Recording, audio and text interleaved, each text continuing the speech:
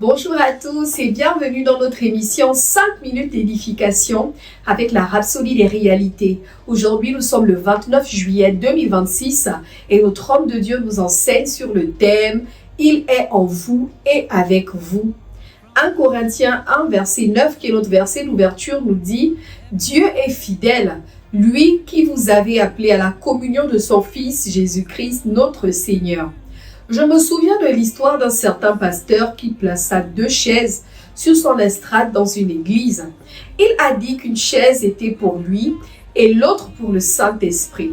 Chaque fois qu'il voulait communier avec le Saint-Esprit, il s'asseyait sur sa chaise et disait « Saint-Esprit, c'est ta chaise », comme si le Saint-Esprit s'asseyait pour qu'il puisse entamer une discussion. Cela semblait être une bonne chose à faire, mais ce n'est pas ainsi que Dieu veut que nous pensions à la communion avec l'Esprit. Le Saint-Esprit vit en vous, pas hors de vous.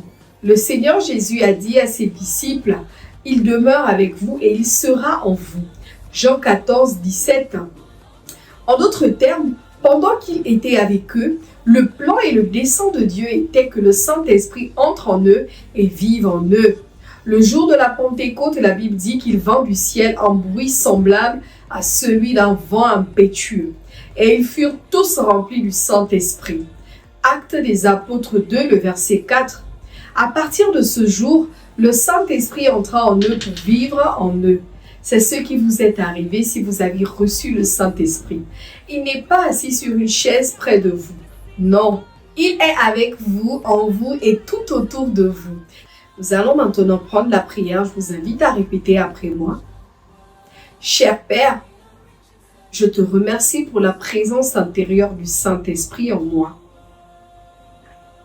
Je jouis d'une riche communion avec lui, marchant dans une communion,